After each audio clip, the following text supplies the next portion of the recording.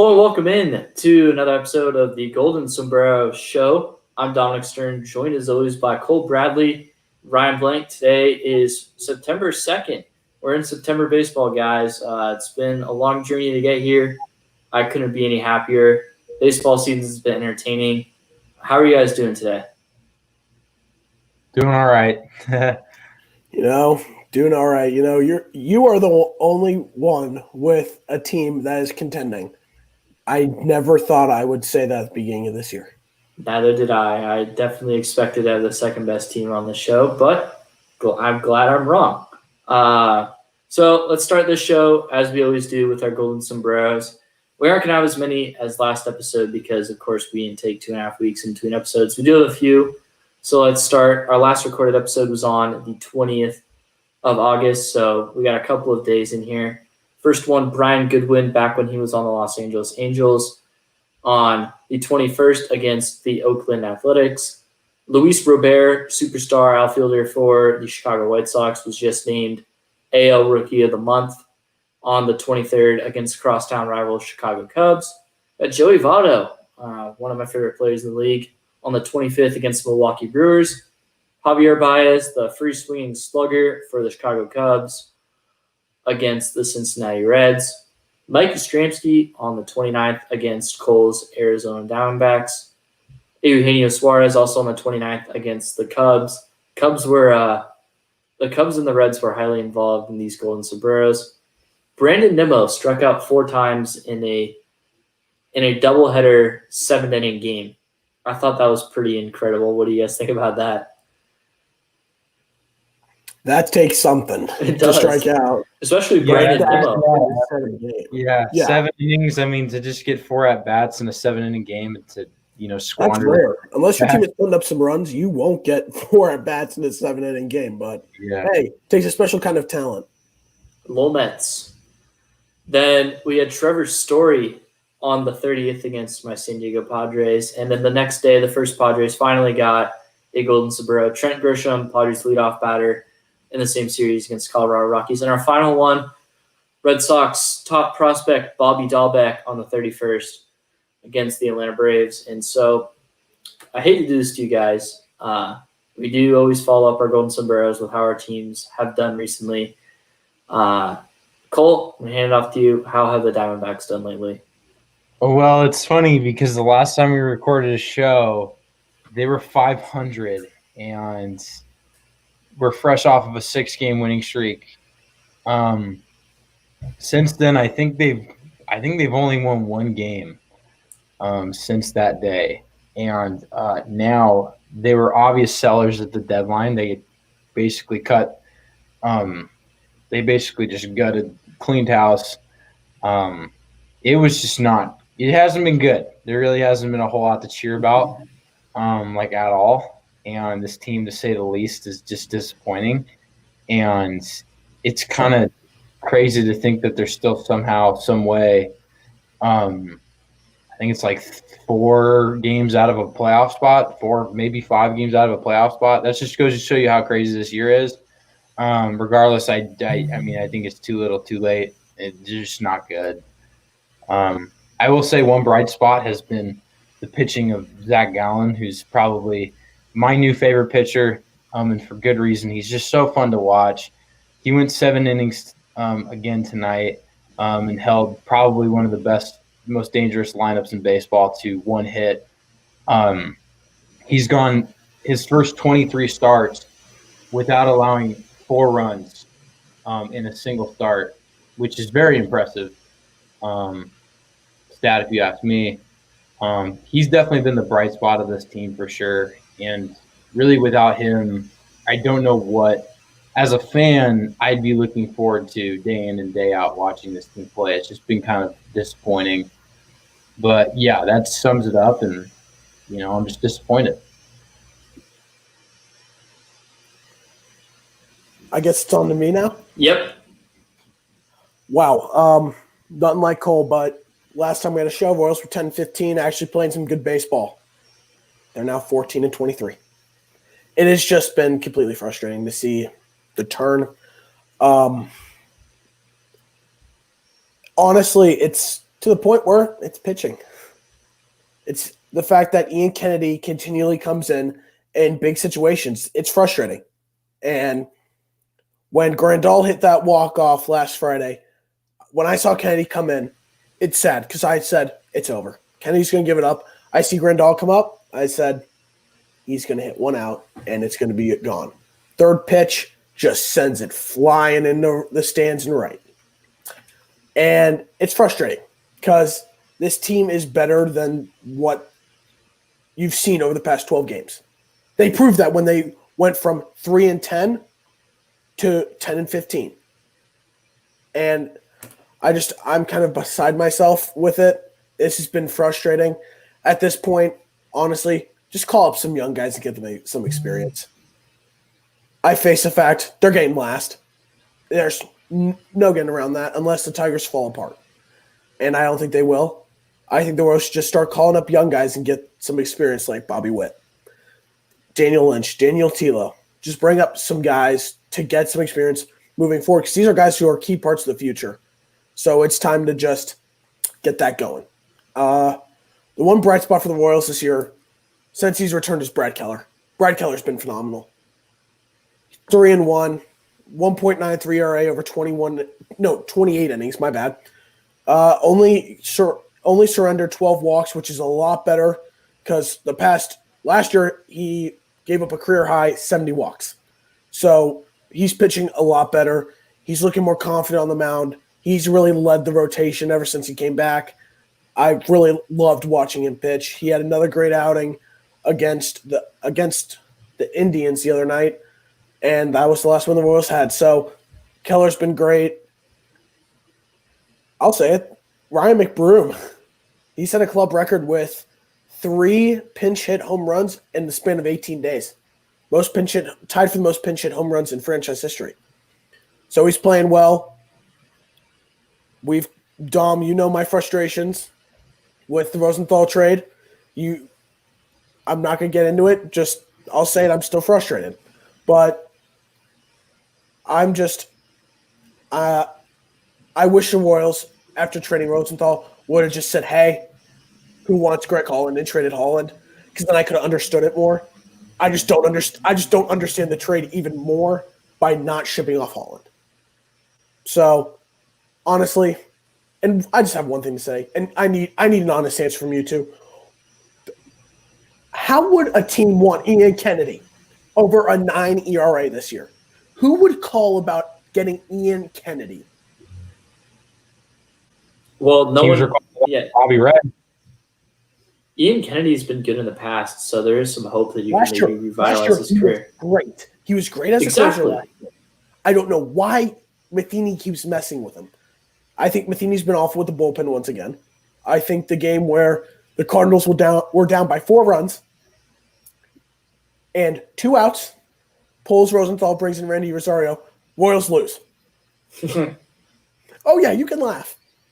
It's funny. Yeah. It's funny. I'm going to say this. It would not shock me if this is Matheny's only year in KC. He is. Hold the phone here. It's a short season. There's a lot of things. I don't think it will be. I think he'll get a full season. But if the Royals, if the new ownership decided we're done, it would not shock me. Personally, I think he'll get next season. But if they pulled the plug right now, after this season, I would not be completely shocked. Yeah, I'm sure he'll get next year. Yeah. I mean, there's just no way you can jump to conclusions this year with everything that's happened. Yeah, and I agree with that, but there's a lot of things you have to blame on the fact that, it's just been such a weird year. Yeah. So, and it's been frustrating. So let's just get to you, Dom, so you can gloat about how great your team's playing. Yeah, it's been depressing. Yeah. Dom, get the attitude, get the vibes back. Let's go. Well, first off, I just want to comment on what you just said. The Royals gained nothing from firing Mike Matheny. The team is a couple of years out from really starting to compete for a playoff spot, especially in a really good division. I just don't see any point in firing Matheny. Now let's talk about the pocket. Can I address that real quick? Ryan, sure. Okay. Sure. If it'll make you happy. Like I said, I don't think it'll happen. I don't see a point. I think you got to give them a full season, but a lot of people back home want him gone and quick. And I'm just honestly, he struggled, but again, it's a lot of firsts this year with COVID and the shortened season. So I say he's got to have at least one full year. That's it. Go ahead, talk about the Padres. Yeah. So the San Diego Padres. How about them Padres? All of a sudden, people are starting to respect the San Diego Padres as a possible World Series contender, and as one of the top teams in the National League, tied for the second best record in the NL, along with the Cubs and the Atlanta Braves. The San Diego Padres have scored the most runs in all of baseball this year. I never in my life would I have thought I was going to say that. Always been a team that was just good pitching, mediocre hitting, scrape across a couple of close wins and just get killed the other games. It's been so enjoyable for me to watch this team over the past couple of weeks, with Slam Diego hitting 4 grand slams in 4 days, 5 in 6 games, just absolutely crushing the Rockies. The Padres allowed 4 earned runs in a 4-game series at Coors Field this past weekend. That is incredible. Big stat. Incredible. And they lost that game by 1 run. Could have easily walked out of Coors with a sweep. The Padres have won 12 of their last 15, starting to look real confident. Mike Clevenger still hasn't pitched in a Padres uniform, and that's huge. Because you know what? Garrett Richards isn't going to be making a playoff start. He's going to be coming out of the bullpen in the postseason. And you don't want to face him coming out of the bullpen. 96-mile-an-hour fastball, disgusting slider. 3-man rotation going into the playoffs. It's going to be Mike Clevenger, Dinelson Lamet, Zach Davies. Chris Paddock's going to be coming out of the bullpen in the postseason, I believe. The Padres are a fun team. And, Ryan, I know I was joking with you earlier, but if you aren't believing in this team as a team that could possibly make a run in the postseason, you're not watching the Padres. We're fun, we're talented, we're playing great baseball, and we're inspired. I'll say this, Dom. I've been messing with you. Oh, yeah. This is a team that can easily make a run. And I'm depending on how the playoffs shake up, it would not shock me if it falls that way, I could see the Padres and Dodgers facing off in the NLCS. No, they'd face off in the NLDS, 110%. Dodgers have the best record in the NL by far. And the Padres have the best record. If it were to somehow land that way, I could see it. But I think this is a team that can make a run. And I've just been messing with you. Also, I'm curious, why do you think Paddock will be coming out of the bullpen? Well, because he's been the 4th best starter now on the team now that Clevenger is a Padre. And for the first 2 playoff series with a 3-game and a 5-game series, you don't need 4 starters. You want to use 3. You want to get those guys coming around the second time once you make the NLDS, and you have those 3 guys going for those first 3 games. There's no reason to not use him out of the bullpen. And how efficient he is, his mindset is incredible. And he's shown times where he'll come and he'll throw 96, 97 if he wants to. Now, he chooses not to a lot of the times because he's got to go 80, 90 pitches. So unless he continues to build off of his great start in Coors Field this past weekend and continues to get better, he's probably the number 4 starting pitcher on the staff right now. And if that's the case, he probably won't make a start until the CS. And I would love to see Chris Paddock coming out of the bullpen, seeing the Texas tailgate flop behind his back. Oh, man, because I think everyone knows how big of a Chris Paddock fan I am. And he's looked good outside of his 2 starts where he's allowed 6 earned runs. And, of course, he looked awful in those 2 starts. But I think that he can use out of the bullpen. I think the Padres at this trade deadline realized that, hey, we've got a decent shot at making the postseason this year and possibly making a run. We're going to be the 4 seed. The Dodgers are going to be the 1 seed. Who knows if we're ever going to be able to get past these guys? So let's take a shot at them this year. Let's go build a playoff team.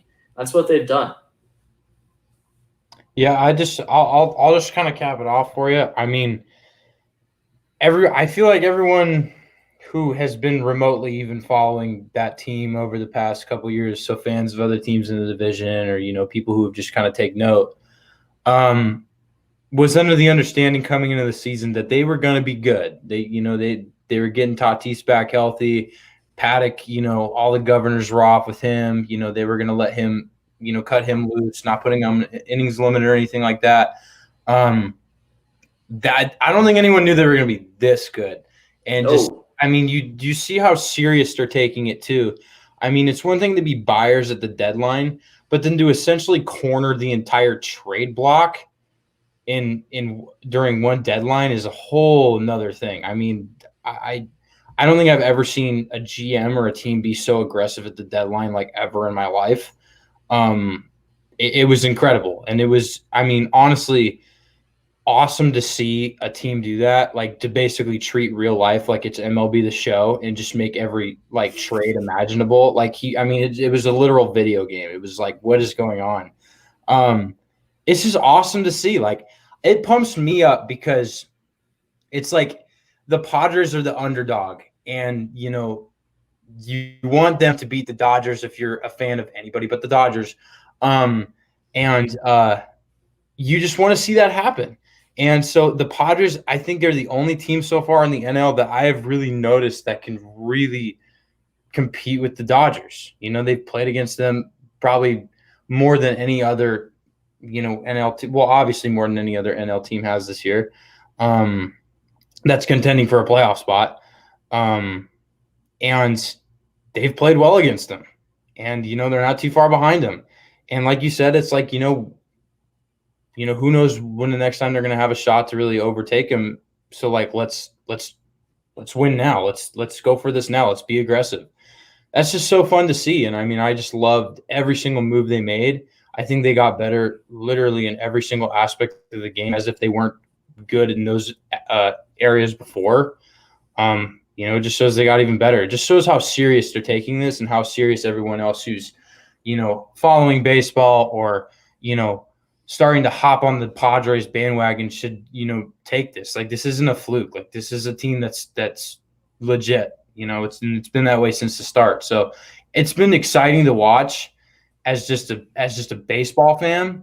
And I honestly can't wait to see where it goes, because I mean, they're, like you said, they're such a fun team, and it's just really fun to watch.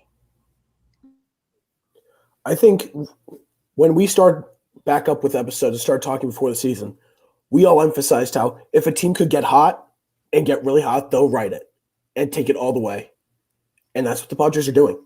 And it's, Dom, I know I give you a ton of, I make fun of you. I joke around with you. And I'm taking you seriously. This team is really good. In my opinion, you got 2 MVP candidates on your team. You've got, right now, the best left side of an infield. And they're playing terrific baseball. Dinelson Lamet has been surprisingly terrific. I did not think he pitched like this year. And this is a team that I never thought I would see go out and just attack and take over the trade deadline. And that's exactly what they did.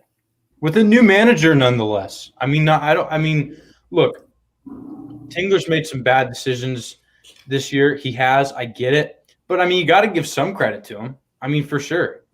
He's a great coach. He's one of the best coaches I've ever seen. And that's not me being a Padres bias, but what he's done to get this entire team, like, connected and saying, hey, we're going to work on getting on base, working pitch counts, selling out in the field, improving there. Tatis made 13 errors last year in 84 games. It was bad. It was hard to watch. Eric Hosmer made more errors last year than his last 4 years as a Kansas City Royal. And they've been great defensively this year. A bunch of other guys. Will Myers looks good out in right field. Trent Grisham looks like one of the best defensive center fielders in all of baseball. Manny Machado, his nickname is El Ministro de la Defensa because he's so good defensively. And Jake Cronenworth has showed the ability to play 3 really good defensive positions. First base when Eric Hosmer was sick. Shortstop to give Tatis a day off. And then second base, which is where he's taken over. And coming into the year, there were some big question marks on the team. But Eric Hosmer bounced back. He has. Second base, who's going to perform there? Jake Cronenworth's going to win NL Rookie of the Year. Unless he just falls apart in the second half. He leads all NL rookies in basically every single hitting category that's relevant. Will Will Myers bounce back after a horrible 2019? He has. Trent Grisham is finally that left-handed hitting outfielder that we've been missing. And Jurickson Profar, over the past month, has been playing good baseball. I have not been the biggest fan of him in the past, but he's playing well. The team is buying into what Tingler wants. He's done a great job. He's made some just god-awful managerial decisions with the bullpen, but the Padres are playing good baseball. I couldn't be any happier. And this isn't a Padres baseball podcast. I have my own Padres baseball podcast. If anyone wants to listen to that, I could talk about this team for ages, though. You guys ready to move on? Yes. Okay. So we had a huge thing in baseball happen today, which was the passing of a legend, Tom Seaver of the New York Mets, one of the greatest pitchers of all time. Tom Seaver was just an incredible player. He was nicknamed the franchise for the New York Mets, and he really embodied that. And I was hearing all the cool stories of former players talk about him today on MLB Network. It was just incredible. What were your guys' thoughts on the passing? I think it's really sad, obviously. I mean, there's been a lot of really, I'd say, big lives lost in the sporting world this year, which stinks. And, you hate to see that. But just reflecting on his career, I mean, the guy he's one of the greatest pitchers of all time. And it's crazy because he was a New York Met. No shame to the Mets. But the guy was an NL ERA champion. Let's see. I got the numbers here. 3 times. He's just really good. He had 1971. He had a 1.76. I don't care what era you're playing in. That's ridiculous. He had 289 strikeouts that year. The dude was insane. Won the Rookie of the Year, 3-time Cy Young Award winner. Played 20 seasons in the league. Nonetheless, just a really, really good pitcher. And I mean, it sucks to see him pass, obviously. But I mean, just looking back on his career as a player and as a person, I mean, there's really nothing bad you can say about him. I mean, he was just an awesome performer. He's a gamer. He went out there and he performed, and he was really good with the Mets. And that's really all I got. Like Cole said, this year has been rough for the sports world, and you've seen that earlier this week. You saw John Thompson pass away, the old Georgetown basketball coach, and Tom Seaver, like Cole said, dominant pitcher. He had 5 seasons where he won 20-plus games. One of those seasons, he won 25 games. 12-time All-Star. Terrific pitcher. And when he has to in the franchise for the Mets, he was the franchise for the Mets. He meant everything to them. And he turned around that ball club. The cornerstone of that franchise for years. And it always hurts to see a baseball legend go. And another baseball legend has sadly passed. That's really all I have to say about it, because Cole, you did a great job really summing it up. Yeah, one thing I think you missed was that he had a 2.86 career ERA, and that's just absolutely incredible. You see a lot of pitchers fade off towards the ends of their career, and that really hurts their career numbers. But for Tom Seaver, that just wasn't the case. Rest in peace, Tom Seaver. Another thing we wanted to get out of the way was to talk about what happened past week in baseball after the shooting of Jacob Blake in Wisconsin. A couple of teams, including the Milwaukee Brewers, who play in Wisconsin, decided to sit out of their games in a boycott to protest the shooting of police violence and police brutality against African Americans. What were your guys' thoughts on that? I think it's awesome. I mean, I think in a time like this, you really need to take a step back, as not only from an athlete's perspective, from a fan perspective in particular, and realize, sports aren't the be all end all. We were kind of humbled earlier this year when, the pandemic shut everything down.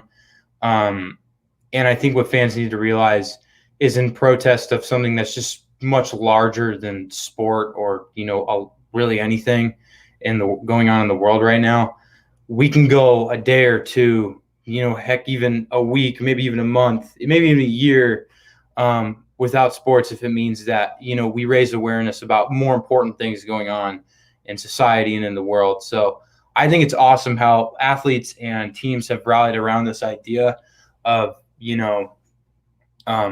we stand with, Black Lives Matter, and we stand with, all those who feel, that they've been done wrong by, the social injustice that's been going on in the world lately. And I think the NBA in particular has done such a phenomenal job of this. I mean, really spreading that message during their whole bubble playoff thing that they've been doing. But I think just really baseball, following suit with that was good to see. There were some teams that didn't decide to, raise awareness, if you will, or, really partake. And I mean, it's a team decision. I mean, do I agree with it? If you didn't decide to partake, no, but, that's your decision. I just think that personally, if I was, a part of a team, I'm all for, just saying, hey, we're taking a step back from this because, this isn't important right now. And we need to take a look at the bigger picture. So I was all for it. I think it's awesome that we're, as a society, at least a little bit starting to realize more of the social issues that plague our society and everything. And, I think it was just a job well done by most of the major professional sports organizations. I'm going to say it like this. It was basically, for me, the way I saw it is it went team by team. And I respect any team's decision. If they wanted to play, they wanted to play. If they didn't want to, they didn't want to. I respect it regardless.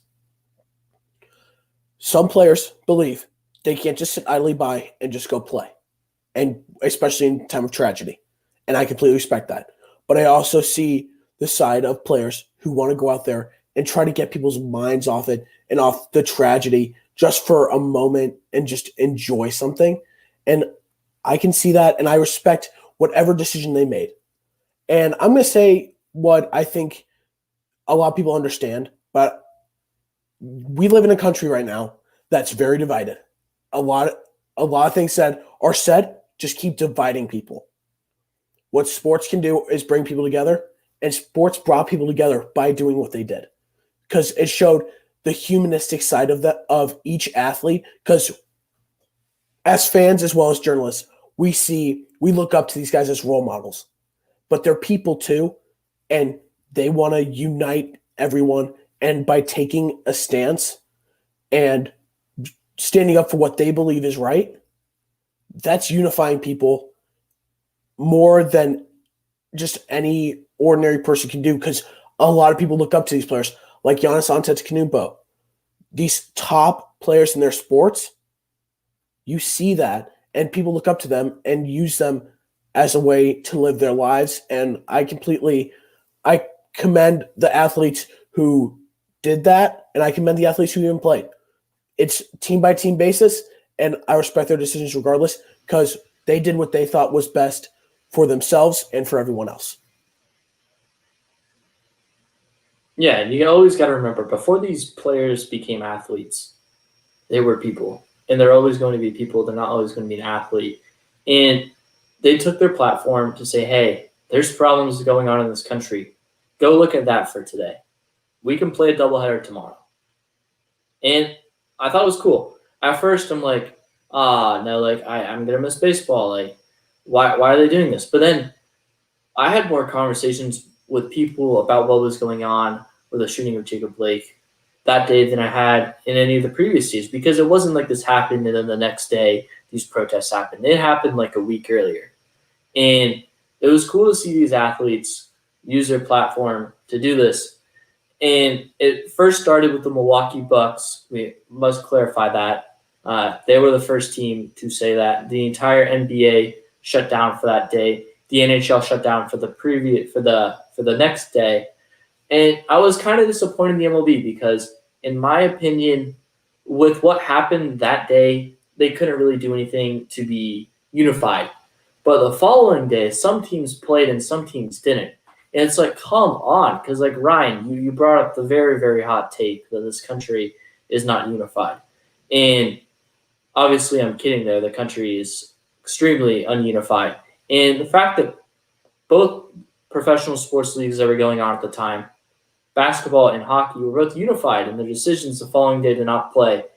And some teams were playing in baseball the next day and some teams weren't.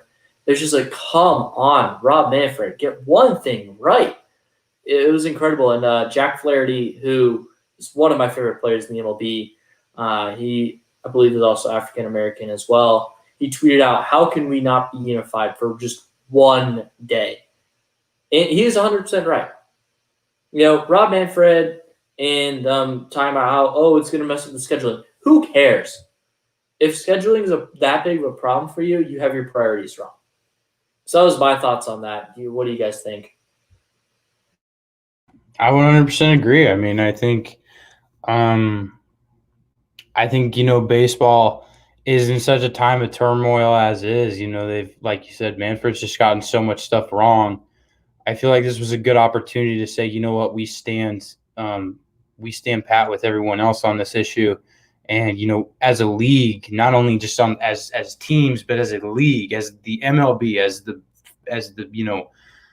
major, what makes baseball baseball's brand. We as a league are going to just not play today to help, spread awareness for this, because we stand, with those who are just outraged and who need to have their voices heard. I completely agree. I think, I was a little disappointed with the MLB in the beginning. And, I saw the individual teams kind of do their thing, and I was like, okay, I'm happy with that. And, I mean, like Ryan said, it's a team by team thing, I suppose, but I just wish the league would take account and maybe take note of like what the NBA is doing and say, we should be doing more of that. This is why, the NBA, I feel like, as far as professional sports go, is just so much more like, marketable and so much more, easier to get behind with their decision making and everything like that, because they do most of the stuff right. And they know how to not only market their game, but they know how to spread awareness of things, because they have such a voice and they use their athletes to do that. And I think that's such a huge thing. And, as a fan of baseball, you just wish the MLB would do more of that. For me, looking at it, I think one of the best things about the NBA is that they give their players a voice completely. They do. And you saw it with Chris Paul. You saw him as the president of the Players Association in the NBA. They took a stand, and they used their voices. I feel like in the MLB, it's not the same way. I feel that they don't have as great of a voice. When was the last time you saw a player really have the opportunity to go speak to Manfred? It's not. It's usually Clark, who's the executive for the MLBPA. But that's not the right perspective exactly. I think you have to hear from the players' side and not from someone who's overseeing the players. And I feel like that's one of the flaws with baseball. And I think that for the MLB, there could have been something that they could have done to have no teams play for a day. But again, I think that looking at it, I don't know how teams would have responded. There were some teams that had full intentions to play, and I don't think you can fault a team for doing that, because that's just their beliefs. And as much as it would have been nice to see that unification and what message it could have sent to have the unification around the MLB, it would have been huge. It would have been terrific, but we didn't get it. And I think that you just got to respect what other people and what those teams decided. You may disagree with it, but you have to respect it. And that's just really what it comes down to.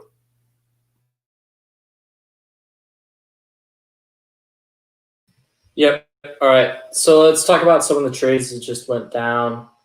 The first really big trade was the Phillies acquiring 2 relievers from the Red Sox, Keith Hembry and Brandon Workman. And it was really funny to see them both suck in the first game because you can add good relievers to the Phillies, but they're still Phillies relievers. The Phillies, they are starting to play a lot better baseball all of a sudden in the playoff picture. Good for them. We all thought that they'd be around where they are now, not where they were. And then Padres acquired Trevor Rosenthal from the Kansas City Royals. Ryan Blank already discussed his frustration with that trade. I don't think it's as bad as I don't think it Still stings. Okay. I don't think it's as bad as he makes it out to be, but it's really cool because Padres bullpen has struggled, especially in crunch time situations outside of Drew Pomeranz, who is still yet to allow a run all year. Ryan complained about how bad the Royals bullpen was going to be this year. Yet Drew Pomeranz was a free agent that you could have signed and you didn't. Shame. Don't get me started, Dom. Don't get me started. That's your warning, 1. And 2, I feel like you heard my reasons for why I disagreed with the trade. And I think it's that a big reason surrounding it is that the Royals continually go after players that they don't need. The Royals did not need to grab another outfielder. 5 of their top 20 prospects before that trade are outfielders. 3 of their top 10 are outfielders. The outfield is crowded already. That's why they traded Brett Phillips. And it did not make sense to me. So that's all I have to say about that. Yeah, then Saturday came around, and then Padres made more trades, acquired Austin Nola, catcher from the Seattle Mariners. And then at that point on Monday, the trade deadline really blew up. And, of course, it started with the San Diego Padres acquiring starting pitcher Mike Clevenger from the Cleveland Indians. The Indians got a haul. There's no denying that. I'll get into that trade a little bit later, but as I'm just scrolling through the other trades that went down throughout the day is that, let's see, Oakland A's acquired Mike Minor from the Texas Rangers. Underrated. It was. Mike Minor had a really good start against the Los Angeles Dodgers. He struggled up on the year, but if he can get back to the Mike Minor that he was last year, it's a good trade. Yeah, he struggled a lot this year with the over 0-5 record, over 5 ERA. But I think that for a lot of players, it's a change of scenery. And you saw how great he was when he was first in Texas. And he can get back to that.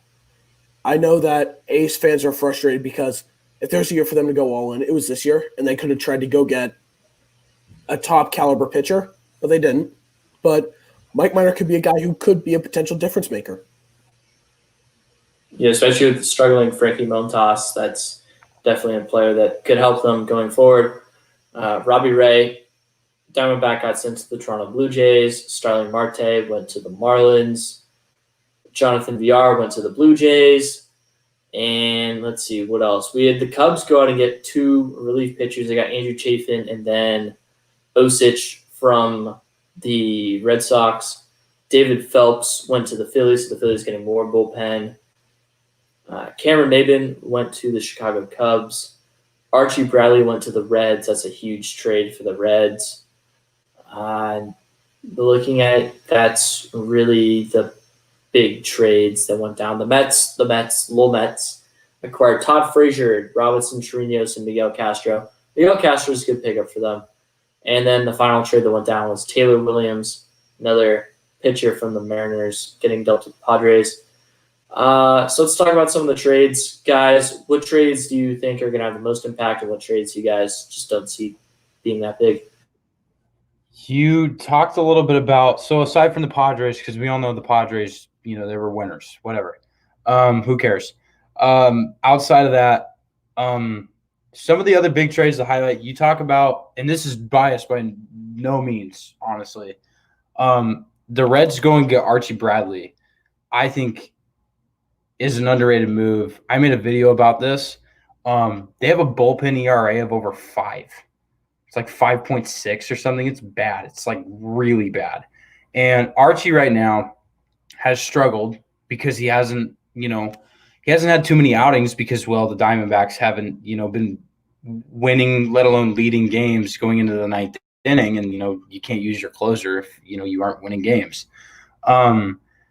So his struggles, I don't think accurately reflect, his season. I think he's really been bit by the ERA bug, but that's going to be a big pickup for them because they made two really big moves because they got Brian Goodwin from the Angels as well, which I also really like. That helps add to their outfield depth as well. I think the Reds are definitely made two good moves. I also really like the Blue Jays moves. They acquired 3 new starting pitchers.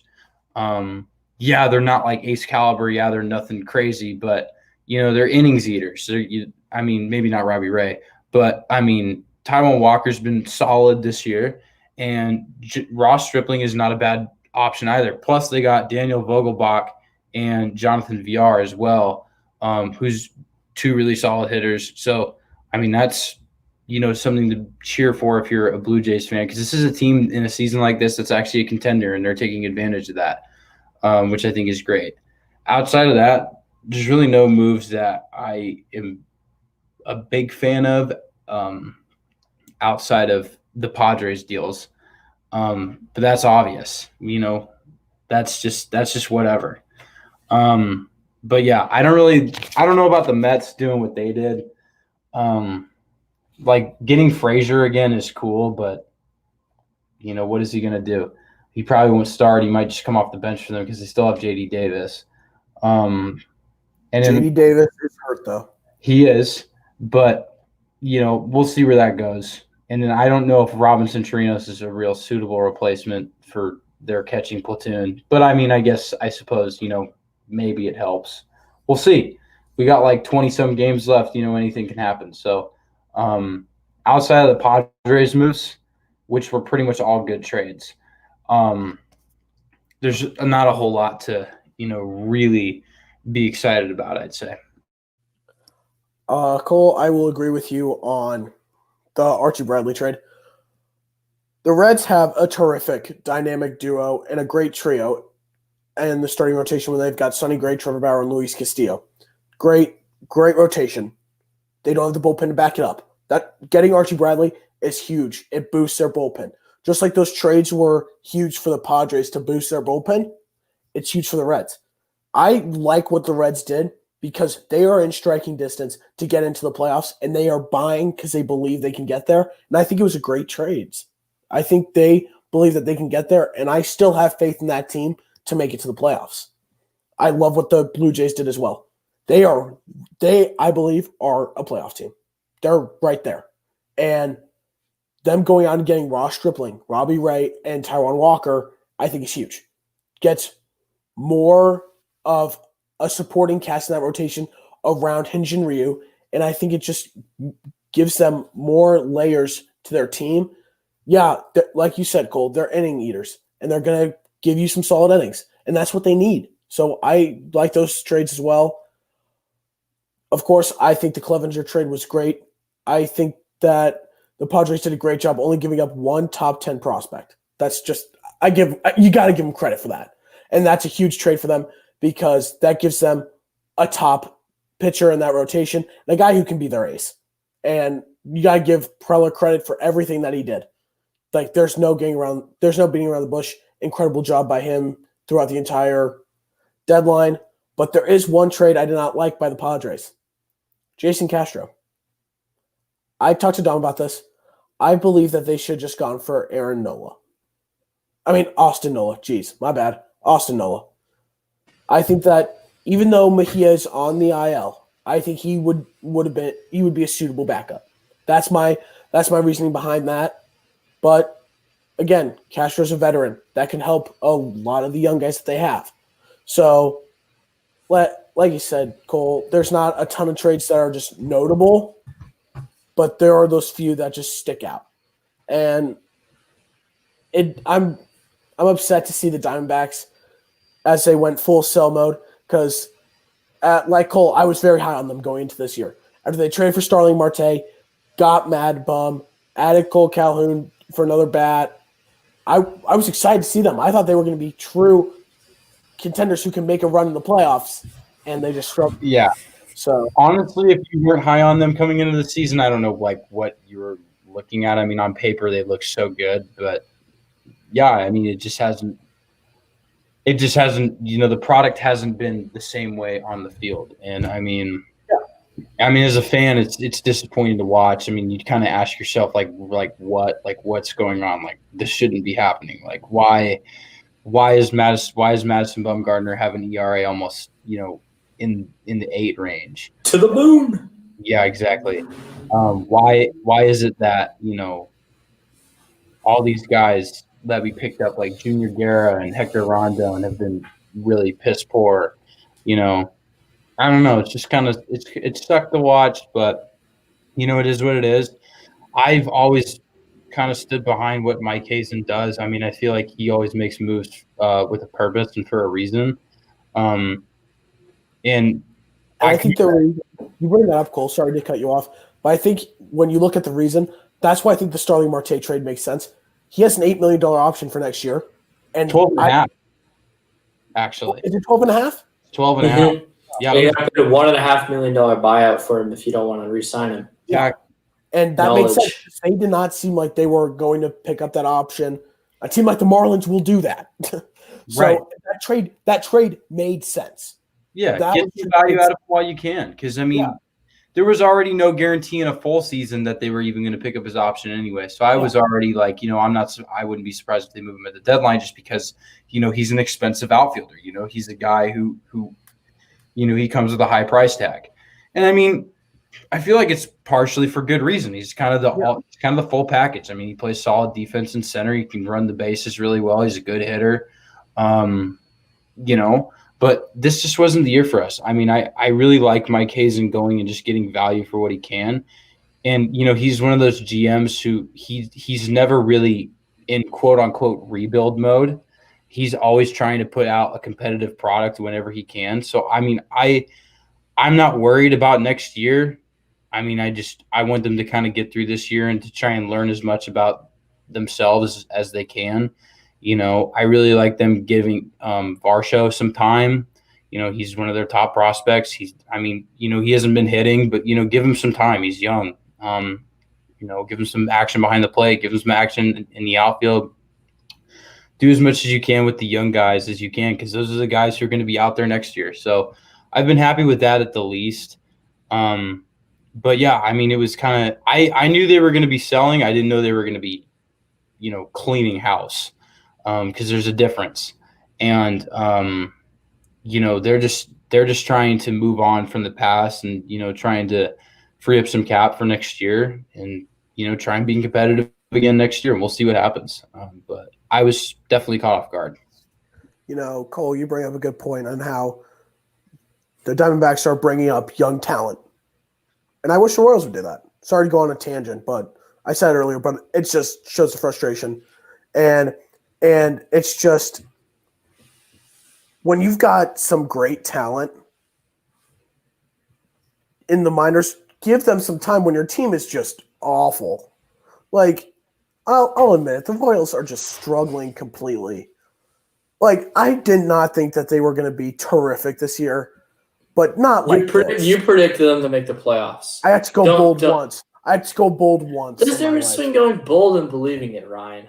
Like, dude, no. The moment you did that, I'm like, you also gave – hold on. You're the one that also gave me all kinds of horse for saying 3 AL Central teams making the playoffs. I had 4, but you gave me a lot of horse for saying 3. Yes, you did. Absolutely not. Why would I not think there'd be 3 AL Central teams in the playoffs? I figured the White Sox would be a borderline playoff team as it was coming into the year, but I had them behind the Indians. I'll admit that. It's looking like there's a strong possibility I'm wrong there, but there's no way that a team like the Chicago White Sox, who get to play the Royals sometimes, and they get to play the Tigers sometimes, there's no way they were going to miss the playoffs in an expanded playoffs. So I think that a lot of teams at this point who are just I love how we just pivoted away from how I just owned them. How I think a lot of teams who are just out of it should do what the Diamondbacks are doing and bring up young talent to showcase the future, because those are guys who are going to be up next year and in the coming years. And like you said earlier, Dom, the Royals are a couple years away. Get them the experience now, especially because when you bring them up, it's not going to count as a full service year. So why not do it? It doesn't make sense to me. You're completely right on that point. And another thing for the Royals is Adomar Tombondisi is just struggling mightily. And when you have Bobby Witt, a young, promising shortstop prospect who, to my understanding, is on the 60-player pool. Am I right about that, Ryan? Yes, he is, and he's impressed at the alternate site. But there's, like Matheny said, Mondesi's his guy. He believes in Mondesi, and the Royals believe that, and I believe in Mondesi. He's shown it that he has it with the glove. Even when he's struggling at the plate, his glove has been great this year. Besides his struggles at the beginning, but I think Bobby Witt is going to move to third base. I think he's going to be the third baseman of the future. I've said that from the beginning, and that move became apparent to me when they moved Hunter Dozier from third to right field and signed Maikel Franco. That's just how I see it, and I think that's how it's going to play out. Also, just real quick, a couple moves going back to the deadline that also pop out at me. I really like the moves that the Rockies made. They got Michael Givens from the Orioles, 1.38 ERA this year and 13 innings pitched. They need bullpen help. That's always been their problem. I really like that move. Also, they got Kevin Pillar to add to the outfield as just depth. He's not like lighting it up, but 4 home runs and 13 ribbies, 274. I think he'll take that. Definitely like Colorado's moves since they're like a fringe playoff team right now. Colorado made some really good moves. I really like that. Yeah, I like the Givens. Just a couple solid moves. Wanted to bring that up. So Cole, you're close. You're from Colorado. This just popped in my head when I saw that trade. Could you see Charlie Blackmon moving to more of a DH role potentially with the acquisition of Pillar, or is he strictly for depth? I just want your take on it. Yeah, well, the games I've watched Colorado play this year, Blackmon has actually been DHing more than he's actually been playing the outfield anyway. So they might just keep him, DHing, as they have been. I don't know if they've continued to do that. I just remember the few games I've watched, he's actually been in the DH spot, especially back when he was on that like ludicrous hitting streak and was batting almost 500. But I think if they could swing it, because you also have Sam Hilliard, who's he's not another guy who's not really lighting it up. But as far as like rookies are concerned, he's kind of up there in some of the more important offensive categories. So maybe you get him more playing time. I don't know. I just like the moves they made. And yeah, I think Pillar's a guy you probably just you utilize him.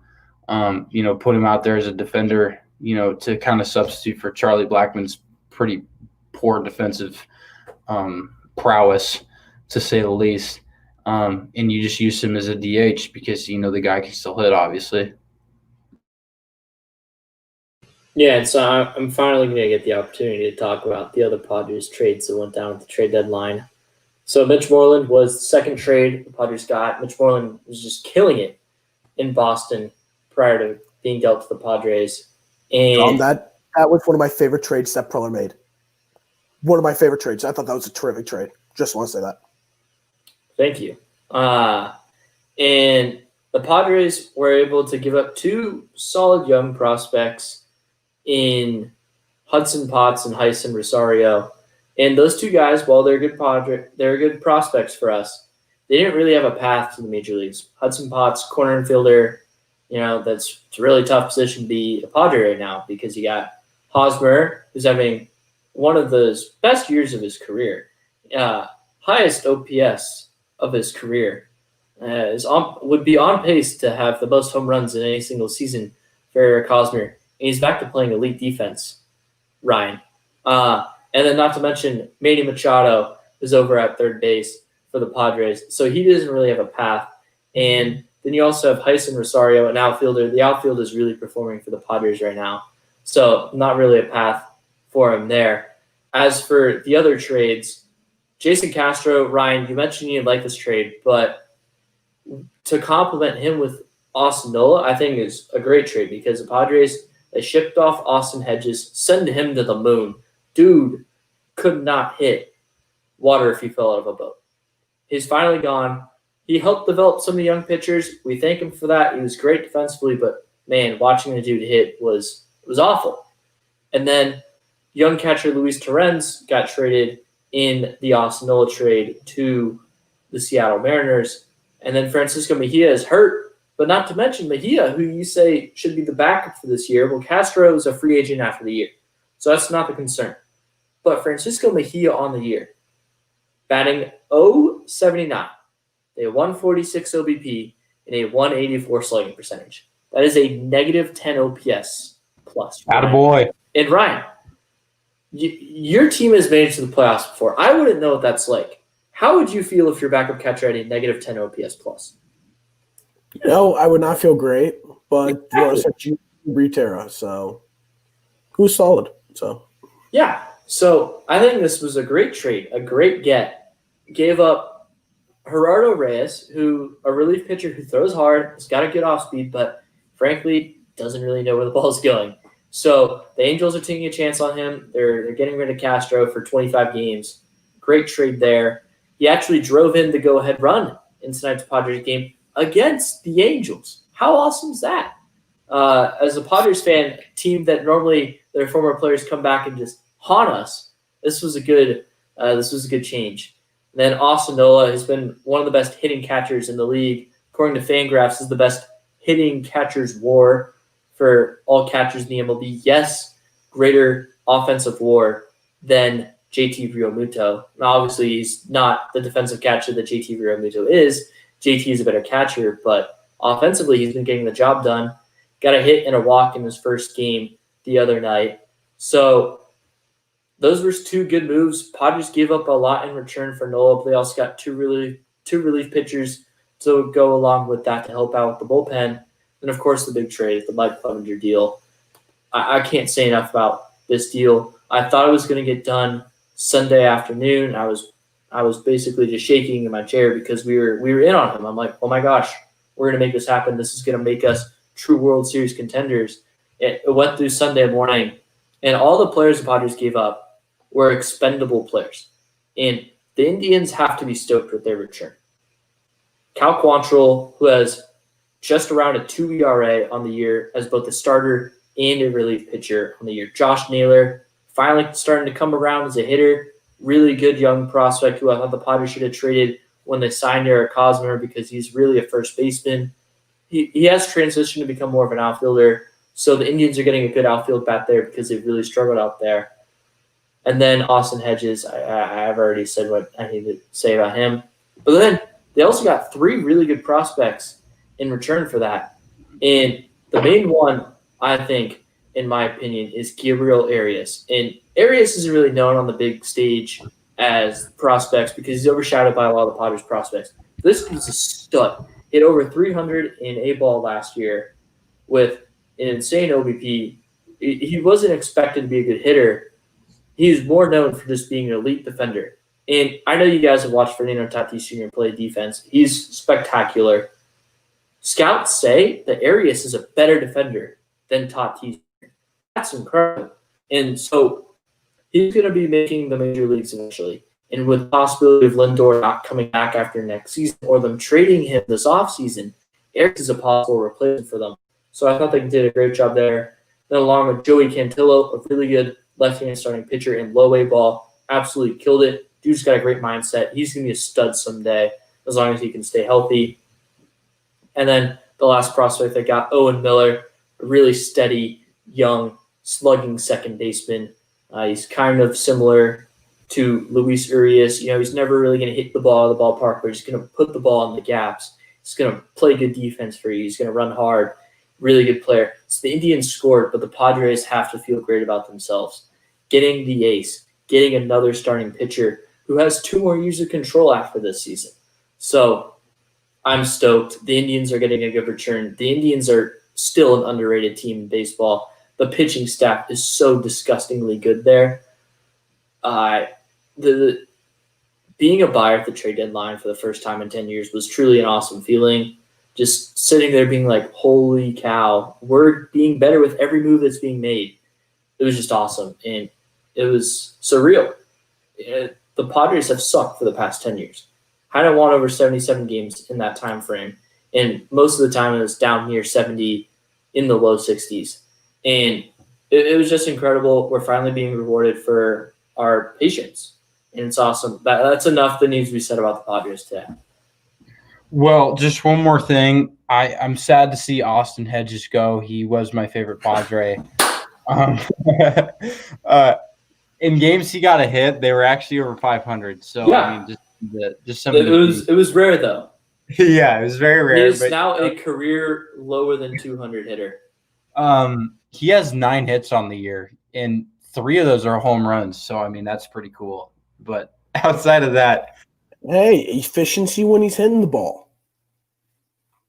Just had to say that he's he was getting on base more this year than he had in previous years, but you guys don't understand what we've been through watching him hit the past 2 years. It's been bad.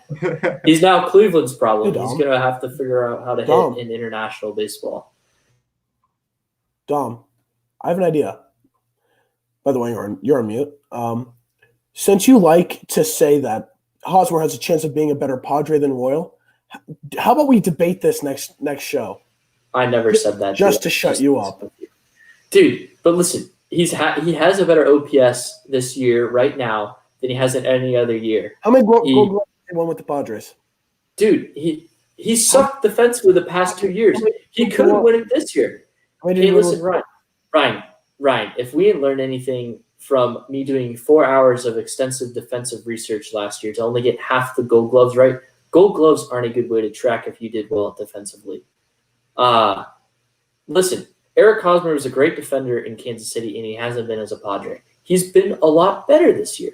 He's probably not going to win a Gold Glove as a San Diego Padre, and that's fine. He doesn't have to be the best player on the Padres because in a couple of years, he's probably going to be the 3rd or the 4th highest paid Padre. That's fine. Stop being a hater. Hop on the bandwagon, dude.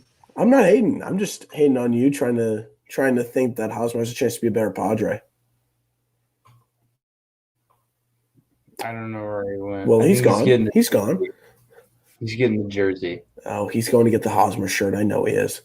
In the jersey. He's going to get it. I know what he's doing. So you know what? We're going to move on. I'm going to take over. And so, Cole, let's react to these. Let's react to these standings that we have in the National League. What are your surprises in the National League standings as of right now?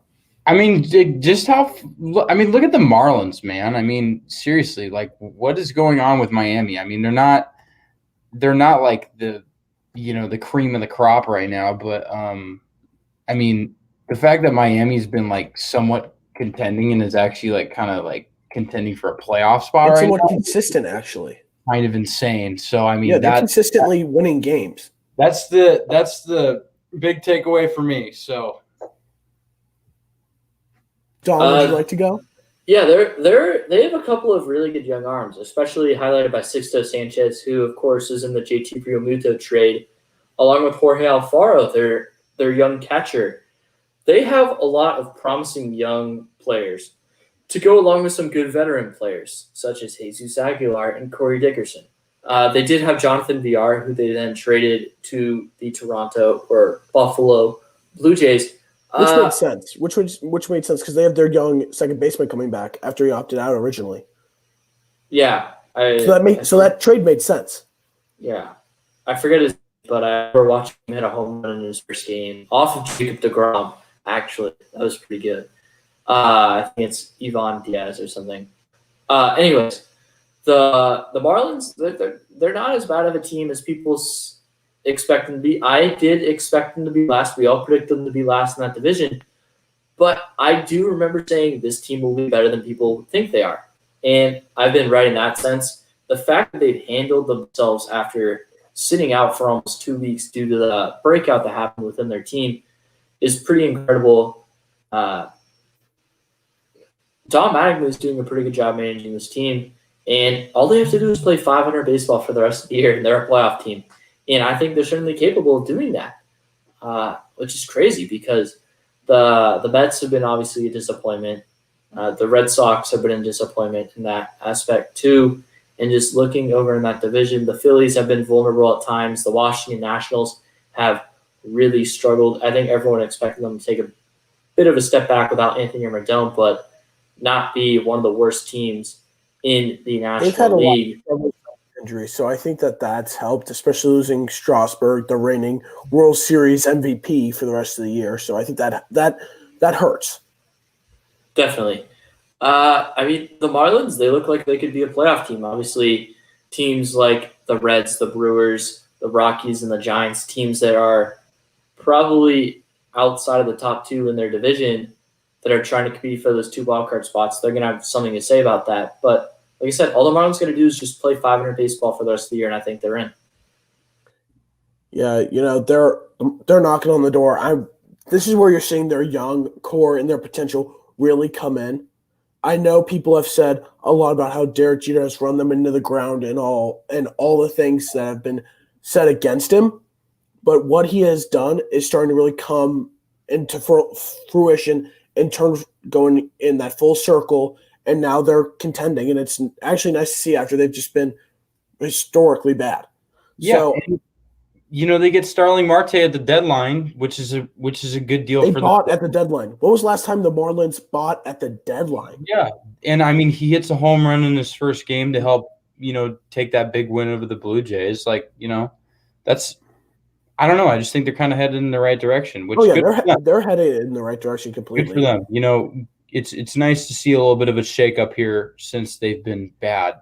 Just so unbelievably bad for a while now. Yeah. I think another one, they're playing really good baseball right now. Mikey Stremski's been terrific.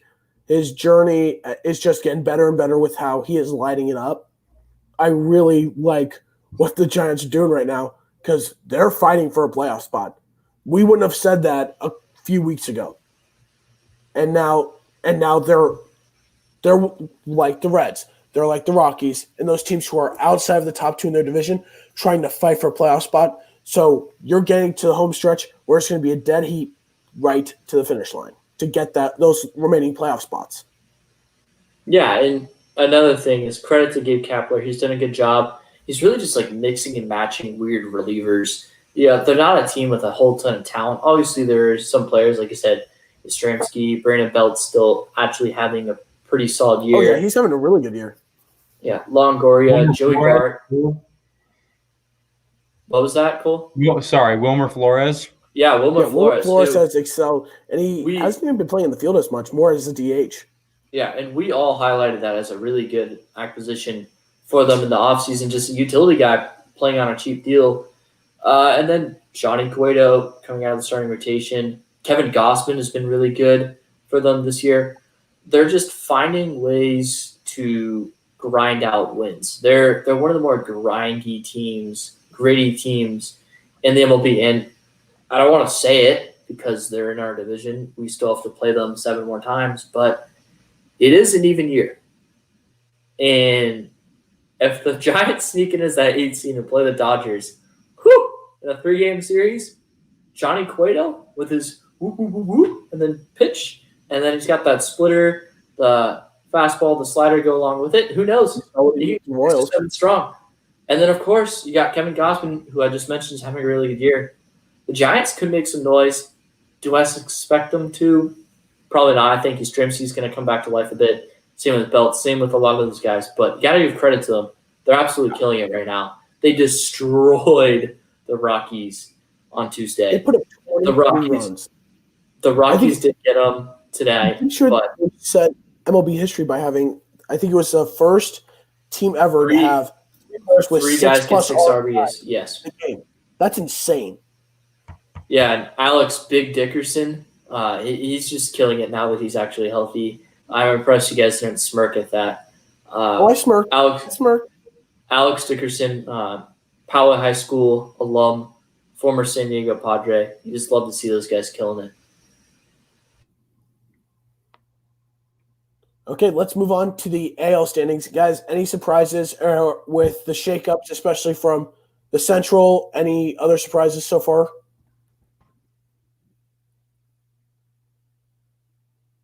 I'll start with the Detroit Tigers. I think they were pretty unanimously the worst team in baseball coming to the year, either them or the Pittsburgh Pirates, and it's really been the Pirates by a significant amount. And the Tigers, they've been killing it as of late. Coming into tonight, when they were up 5-0 and they blew it against the Brewers, they had won 8 of their last 10. They swept the Twins in a 4-game series. No, I did not stutter when I said that. They swept the Minnesota Twins in a 4-game series. The Twins' offense has really quieted down of late. I saw someone tweet out earlier today that every single player who was on the Twins last year, besides Nelson Cruz, their OPS has gone down by almost over 0.1. So, like, if you hit 800 OPS, then your OPS is 700 this year. So they've seen a lot of regression in that aspect, and I think we all expected that. Now they did add Josh Donaldson and a couple of pitchers that we expect to make up for that and why they'd win the division. Right now, and he's just starting to get back healthy, so I feel like that might make a difference. Back tonight, Donaldson came back tonight. He needed a 2-hit game, and they crushed the White Sox, and the Indians. And like I said, I think people are really underestimating this Indians team, and they're winning without Mike Clevenger, and they just treated Mike Clevenger and got several players that they can help, that the Padres gave to them that can help their team win. I think Josh Naylor helps out the outfield and left field, and I really think Cal Quantrill is just an absolute monster who's just waiting to be unleashed in Cleveland. So I at this point, I want to mention a point. Look at what the Indians have done. They've traded Corey Kluber, they've traded now Clevenger, and they've traded Trevor Bauer. And they still have one of the best rotations in the league year in and year out. The best. It's called the best rotation. Yeah. It's insane, and it's incredible to see that they continually they're at the top every single year. Yeah, and their ability to just produce pitchers like mad is one showing that it's not Mickey Callaway. I think that's been made pretty clear with him going to New York, sucking, and him being the pitching coach for the Angels this year, and them just absolutely being atrocious. It's built in their farm system. They're building these young pitchers up so they could be studs in the major league level, and they're all there and they're just performing. Without Clevenger and Plesac for a while, they were relying on other names. They've just been incredible. McKenzie, who was a pitching prospect, he's come up. He's been incredible. Aaron Savali, I don't think a lot of people knew who he was, but he's been an absolute stud for them this year. And then you look at Shane Bieber, he's obviously the frontrunner for the American League Cy Young Award. My predicted AL Cy Young Award recipient. Against myself for some stupid reason. Because you're a loser. And I want to actually feel your point by what you just said about their starting rotation. Royals just lost 2 out of 3 to them. When they had Plesac, Bieber, and McKenzie pitching. 18 innings pitched, 1 earned run between the 3 of them. Mm-hmm. That is dominance at its finest, and I don't know what else to say besides that this team, year in and year out, is just one of the best pitching staffs in the entire MLB. Yeah, they're incredible. At this point, I'm probably going to pick them to win the division with the Twins struggling. As it's been made pretty clear that I'm the lowest believer in the White Sox out of all the 3 of us. Their offense has been incredible. Their pitching staff has been way better than anyone expected. Lucas Giolito is no-hitter. Forgot to bring that up. Shout out to Lucas. Lucas Giolito, terrific performance. My Cy Young pick. Yes, Cole. Not going to win the Cy Young, but still threw a no-hitter. Exactly. Hey, that's incredible. And the White Sox are impressing everyone. They're the most exciting team in the American League, in my opinion. Obviously, the most exciting team in baseball is the Slam Diego Padres. I mean, you could go on Twitter and you could see how many people just absolutely love the Padres who aren't fans. Like, I mean, sure, I'm biased about it, but I'm not just saying that as like I'm a homer. Like, like you saying the Royals are going to make the playoffs. I love. Yeah, I'm going to take you seriously, Ryan. This is a serious podcast. This is a professionally done podcast where I own you. Okay, that's just wrong, first off. But I'm also going to add some shakeups of my own with how the AL Central's played out. I've been surprised with how the Twins just show me your rings.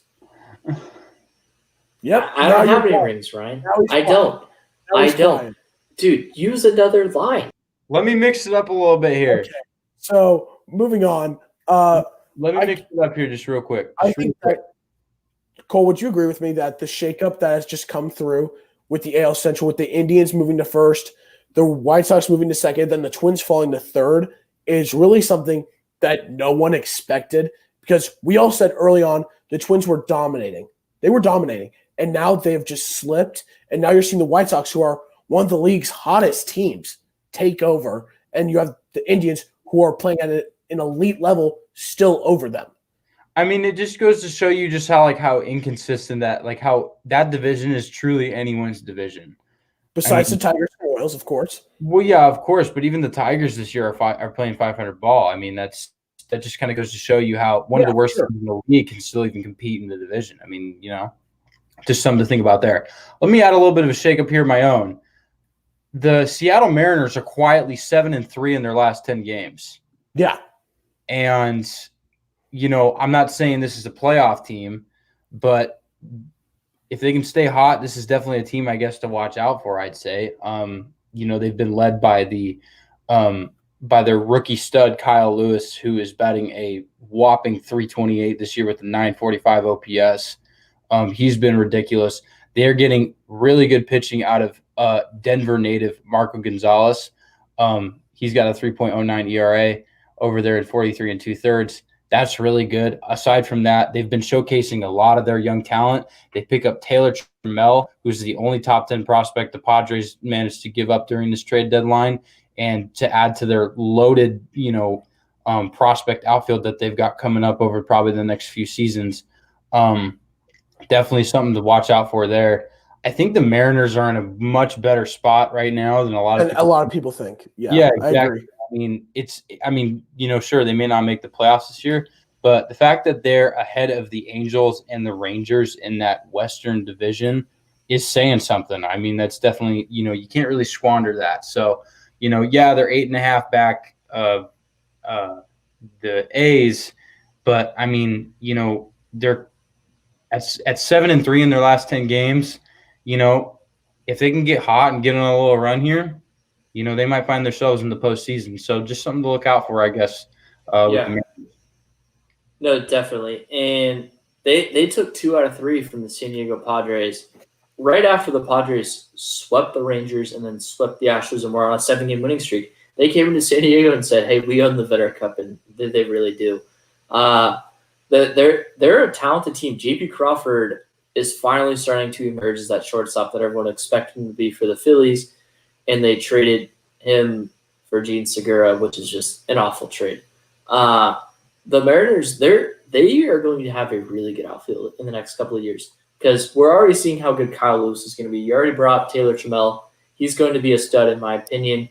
You really saw that in the back half of last year in Double-A. He finally started to figure out his swing and his groove. And then, not to mention, they have 2 other really good outfield prospects. Jared Kelenic, who they absolutely fleeced from the Lowell Mets. And then also Julio Rodriguez, who is a right-handed hitting slugger for them. The Mariners have put themselves in a good spot, not to mention they have a couple other good pitching prospects, such as Logan Gilbert and Justin Dunn is still young. He's not doing too great on the year for them, but a lot of promise there. The Mariners are in a good spot, especially with the Houston Astros seemingly on a little bit of a decline.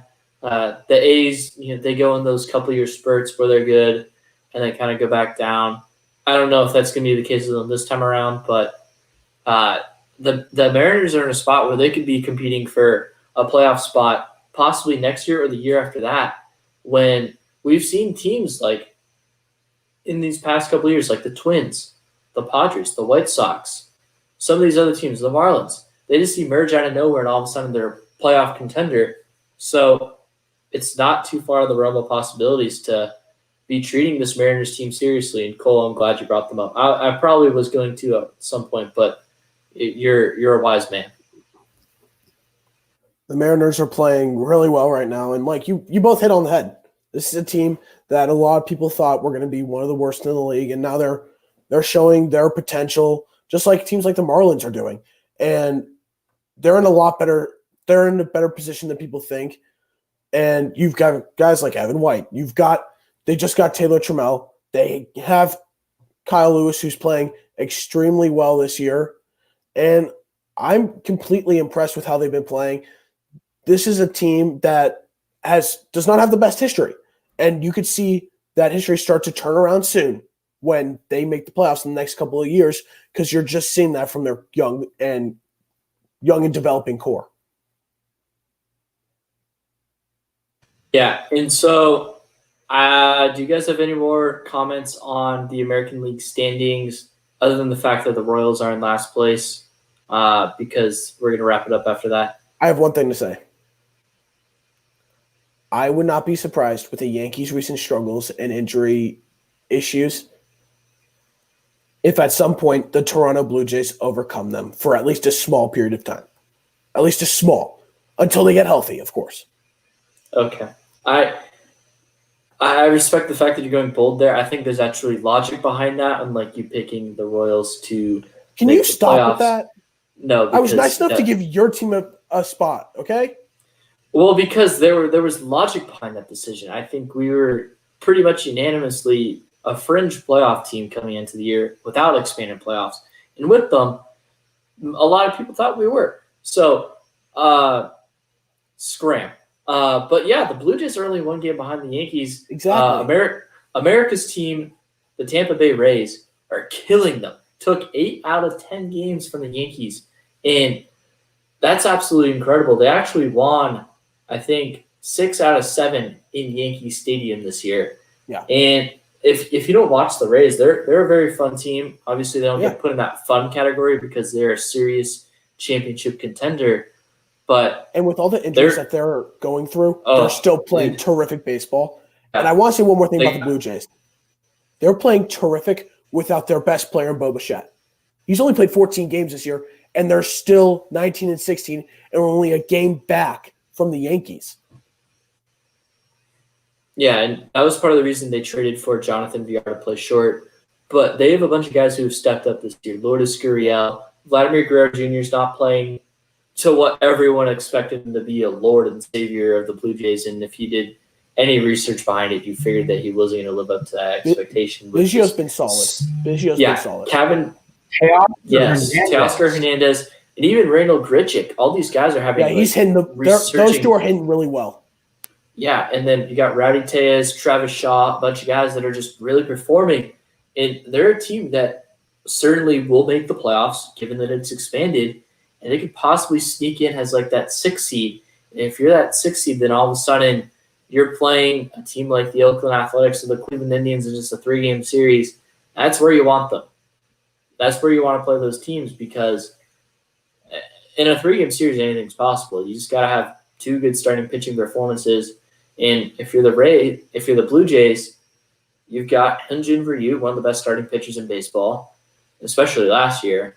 If you get a good outing out of him, all of a sudden you got to do is just win 1 out of the 2 next games. So they're but imagine if it's against a team like the Indians, you're going to have Hyun-Jin Ryu going against Shane Bieber. Mm-hmm. So just think about it like that. Yeah, I mean, of course, I'm not going to pick the Blue Jays in a 3-game series. That's just not going to happen. I don't think they're quite ready yet. But they're a young, talented team. They're another one of those fun teams to watch. Their light blue uniforms are, in my opinion, the best uniforms in baseball. They're so gorgeous. You're really gonna pick those. You're really gonna pick those ahead of the brown San Diego home unis, the pinstripes. Well, it's those one uniforms. Their other uniforms are cool, but those, because all the other powder blues are more of like a powder, but those are like. What about the Royals' old ones? I see your argument. What? Hold on. The 1985 beautiful home. We don't live in 1985, Ryan. We live in the present. I live in 2020. I'm talking about 2020 baseball uniforms, okay? The Padres have no history. The Padres have been a joke for the past decade.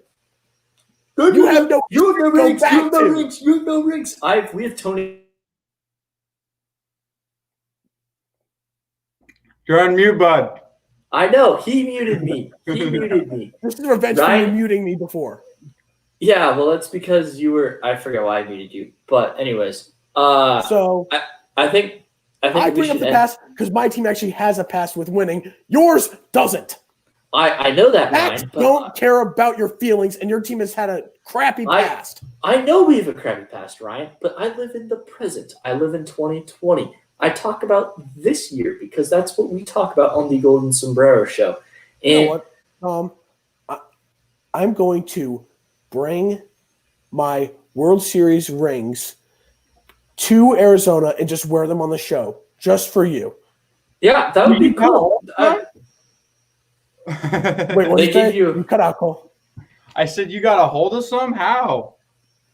I have It's my a way. stupid replica ring, I'm sure. He knows I'm right. Anyways, we thank you for tuning into this episode of the Golden Sombrero Show. It ran a little long. We're going to continue to bring you guys quality baseball content. All three of us enjoy watching baseball. I'm enjoying it a little bit more than them, unfortunately for you guys. I think that's just the way it has been this year. Both of you guys expected better things. It just hasn't been that way. We have baseball. Yes, we Yes. do have baseball. I still look forward to watching the Royals every night just because baseball's here. I'm just happy to have it despite the fact that they suck. Yeah, and I mean, I was the same way when the Padres were sucking. So, I mean, I totally get it. Well, I when was was just, the last time they didn't suck before this year? dude, shut up. Holy crap. It was 2010, okay? If you You really want to went, bring you it went up. at me for my team. You said Yes. multiple times my team is in last place. How many times has your team been in last place in the past decade, bud? It's probably 3 or 4. Anyways, it's going to wrap up the Golden Sombrero Show. I'm Dominic Stern on behalf of Cole Bradley and Ryan Blank. The Padres have 0 rings. Ryan Blank would like you to tell me that. We thank you for tuning in. We'll bring another baseball show to you guys at some point next week. On behalf of Cole Bradley and Ryan Blank, Dominic Stern signing off.